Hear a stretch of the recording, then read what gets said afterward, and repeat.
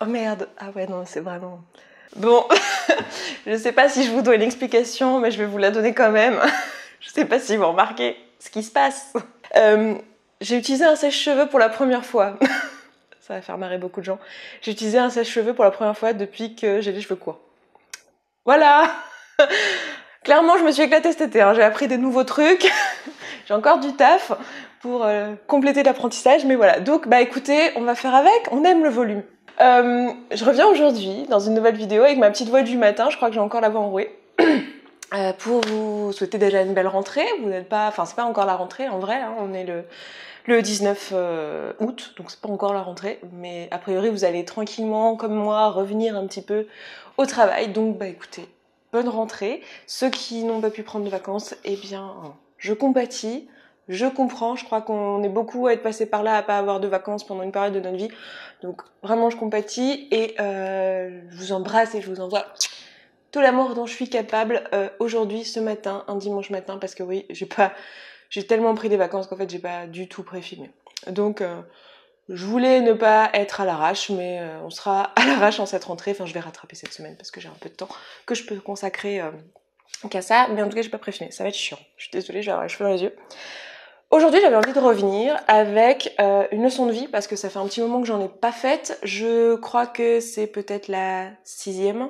En fait, pour vous dire, j'en ai préfilmé, mais je suis pas satisfaite parce que j'étais fatiguée et que j'avais pas le peps. Du coup, je vais les refaire, mais du coup, comme j'en ai filmé plusieurs, eh bien, je ne sais plus à quel numéro on en est parce que moi, la dernière fois que j'ai filmé une leçon de vie, c'était la 8e. Donc, on n'en est pas à la 8e. On doit en être à la 6e, je pense.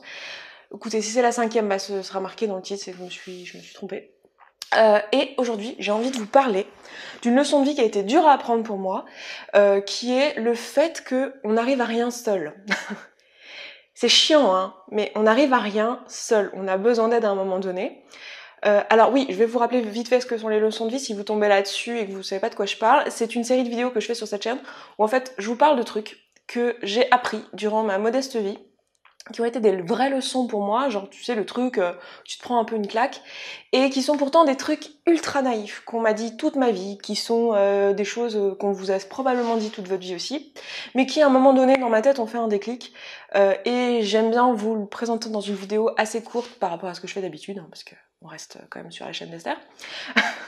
Je parle de moi à la 3e personne, tout va bien. Oui, je me suis bien reposée, comme vous pouvez voir, j'ai la pêche, hein, voilà. Donc, voilà, des vidéos qui sont sans prétention aucune, c'est des vidéos, enfin aucune de mes vidéos ont de la prétention, mais celle-ci en particulier, parce que c'est vraiment des leçons de vie toutes minimes, mais qui, à l'échelle de ma vie en tout cas, ont fait un vrai déclic, et je vous partage ça en espérant que ça fasse la même chose chez vous éventuellement, que ça, je sais pas, que ça fasse un certain déclic dont vous avez peut-être besoin à un moment donné dans votre vie. Donc la leçon de vie dont je parle aujourd'hui, c'est le fait de ne pas pouvoir faire les choses seul. Je sais pas trop si vous en rendez compte à travers la caméra, mais j'ai une personnalité assez rentre-dedans et assez je fais les trucs par moi-même, je me démerde comme une grande fille et voilà, je touche à tout. Sur cette chaîne, je fais tout. Sur mon site, je fais tout. Sur mon podcast, je fais tout. J'ai personne qui m'aide à faire quoi que ce soit. Et clairement, ça devient un problème parce que je suis incapable de déléguer. Pourtant, j'ai eu l'occasion, j'ai des personnes ultra bienveillants qui m'ont proposé leur aide, qui m'ont proposé leurs compétences, même parfois gratuitement, chose que je ferai jamais, hein, clairement, si vous voulez me proposer vos compétences gratuitement, jamais de la vie, ne proposez pas de bosser pour quelqu'un gratuitement, il n'y a pas de raison, même si vous adorez la personne, il n'y a pas de raison, votre boulot mérite salaire, bref, parenthèse à part. J'ai eu beaucoup de personnes voilà, qui me proposent de l'aide, mais c'est très dur pour moi, et il y a des fois où j'étais prête à sauter le pas, puis en fait à la dernière minute, j'ai tout fait, donc tous les documents, je fais tout. Alors c'est pas parfait, évidemment que c'est pas parfait, ça peut pas l'être parce que j'ai pas toutes les compétences. Je ne suis pas graphiste, je ne suis pas monteuse, je ne suis pas tout ça. Je le deviens parce que par la force des choses, hein, tu apprends l'ingénierie son, tu apprends la caméra, tu apprends à monter un site web. Alors ça c'était un peu mon métier avant, donc la partie développement, c'est pas trop un problème, surtout que j'utilise des outils clés en main, etc. Mais dans ma vie, à toutes les échelles, genre j'ai fait mon déménagement de Paris à Lyon, j'ai loué un camion, j'ai eu un pote qui m'a aidé là-bas parce qu'il a eu pitié de moi, un de mes meilleurs amis, d'ailleurs Ben, si tu passes par là, je t'embrasse. Et il m'a filé un coup de main, mais moi je suis arrivée à Lyon comme une fleur, j'avais mon matelas, mes machins, toute seule. Genre la meuf, elle se dit, très bien, 2 étages, toute seule avec son matelas, 2 places. Youhou, genre t'as vu mes muscles? Ok, j'ai un tatouage de force, mais quand même, t'as vu mes muscles? Donc Voilà, et ça c'est toute ma vie, hein. Tout le temps, je demande jamais de l'aide pour rien. Et dernièrement, et là c'est vraiment une leçon de vie très récente, ce qui n'est pas le cas des anciennes, mais celle-ci c'est vraiment une leçon de vie très récente qui date de cette année, j'ai pigé, enfin, depuis toujours, on me le dit, mes amis, ma famille, etc. Enfin ma famille pas trop parce que ma mère est pareille, mais c'est d'elle que je le tiens, hein, c'est de son éducation, mais mes amis et tout m'ont dit, mais en fait tu sais que t'as le droit de demander de l'aide. Genre c'est con que tu fasses ton déménagement tout seul, parce que moi j'étais chez moi en train de regarder Netflix ce week-end-là. Tu peux demander en fait, genre t'as le droit de demander à tes amis. Et en fait, ce que j'ai identifié, et je sais pas si ce sera pareil chez vous, c'est que souvent la peur dans le fait de demander, c'est en fait c'est ce qui reste, c'est son estime de soi. C'est se dire ok, je suis pas capable de faire tout seul. J'ai décidé que je me prenais en main et que je faisais tout seul, mais là clairement si je demande de l'aide, je suis pas capable de faire tout seul. Et aussi peut-être la peur de devoir quelque chose à quelqu'un. C'est les choses que, en tout cas, j'ai identifiées chez moi. Peut-être que chez vous, il y en aura d'autres. Donc, je vous laisse l'identifier pour vous-même. Je peux pas l'identifier à votre place, mais essayez de penser à ça. Demandez-vous, voilà, pourquoi j'ai peur de demander de l'aide? Pourquoi j'ai peur de déléguer?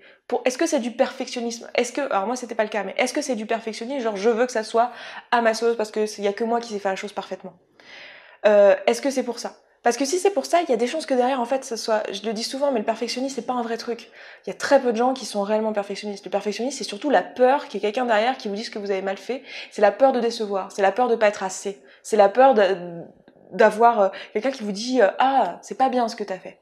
C'est la peur du jugement de l'autre. C'est pas la peur réellement que ça soit pas parfait. Il y a plein de gens qui disent « Moi, j'aime bien avoir tout parfait », mais c'est pas pour eux. Alors, il y en a pour qui c'est pour eux. Si c'est pour vous, c'est le cas, vous le savez très bien. Il y a des gens pour qui c'est pour eux, ils aiment bien que ça soit carré, même si personne ne leur remarque que leur blog, il y a pile le même nombre de pixels à droite et à gauche, que sur leur document, il y a pile les marges comme il faut, mais eux, ça leur fait du bien. Très bien. Si vous connaissez un petit peu ma chaîne, c'est pas mon cas.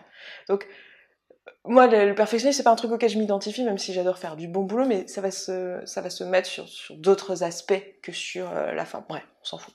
Donc, posez-vous la question, si vous-même, vous avez ce problème-là, d'où ça peut venir, qu'est-ce qui se cache derrière, et surtout se dire, ok, d'un point de vue juste d'humilité globale, ce n'est pas possible, vous ne pouvez pas être bon partout. Et vous avez le droit de demander de l'aide, quel que soit le projet, quand vous montez un projet, que ce soit un projet perso, que ce soit, voilà, le déménagement, typiquement, le déménagement, que ce soit les courses, que ce soit des projets de votre quotidien ou des plus grands projets, c'est normal d'avoir besoin de l'aide, ne serait-ce que pour prendre du recul, parce qu'on l'a vu maintes et maintes fois sur cette chaîne et sur le podcast, mais on a toutes des visions différentes d'une même réalité. Et c'est intéressant d'avoir les visions des autres, les avis des autres. C'est pour ça qu'on fait dans des entreprises qu'on fait des réunions, même s'il y a beaucoup de gens qui n'aiment pas les réunions, parce que très souvent elles sont malmenées, mais c'est pour ça qu'on fait ça. C'est parce que on a besoin de l'avis des autres, des conseils des autres. Parfois on les laisse parce que ça nous correspond pas et que ça correspond à leur personnalité, et c'est très bien comme ça. Mais n'empêche qu'on a la perspective, on a les idées des autres, on a l'aide physique des autres et on a l'aide mentale des autres. Donc voilà, et il y a un peu ce truc aussi en France. Ça, c'est un truc que moi j'ai pas trop vécu, mais que je vois avec les personnes qui ont cette problématique de pas vouloir déléguer, de pas vouloir demander de l'aide. Je sais pas pourquoi j'ai pas ça. Moi j'ai jamais eu enfin si je l'ai eu, mais pas sur ces aspects-là. L'espèce de peur de manque de légitimité ou de comment dire,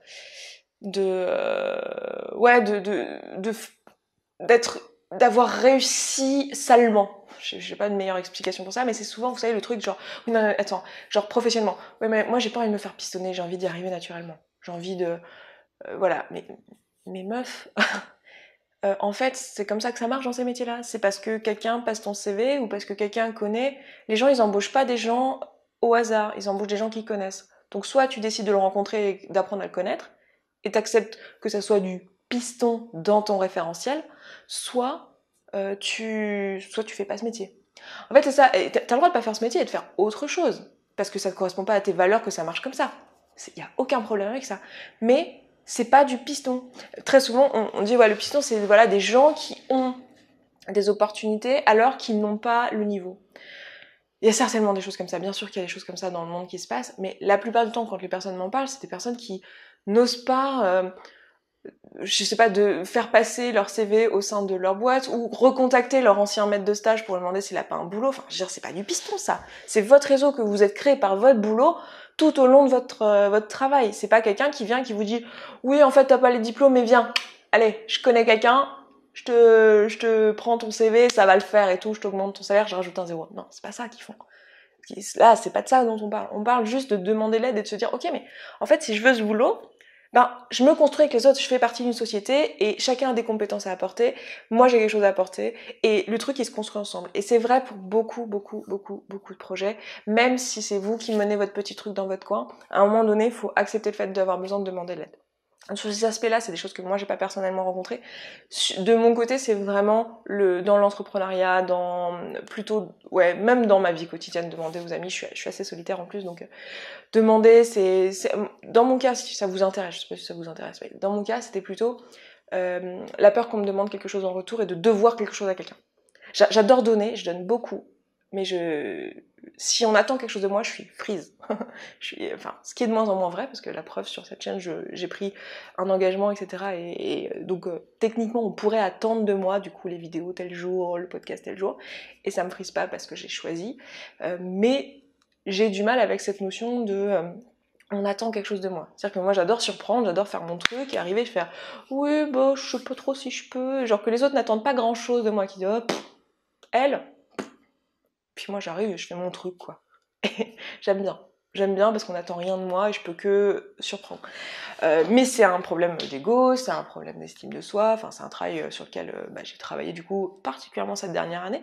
Donc voilà, donc j'espère que cette vidéo un peu décousue comme toutes les vidéos leçons de vie, mais encore plus celle-ci parce que je suis pas dans le bain. J'espère que cette vidéo vous aura apporté quelque chose. Et puis écoutez, je m'arrête là, je vous embrasse, je vous souhaite un excellent dimanche. Et puis rien, en fait, c'est la fin de la vidéo. Ciao, ciao! Bonjour à tous et bienvenue dans Se Sentir Bien, le podcast qui est là pour vous aider à devenir votre propre coach. Je suis Esther Taïfé et dans ce 50e épisode, je vais faire quelque chose d'un peu différent de ce que j'ai fait jusqu'à maintenant, c'est-à-dire répondre à vos questions.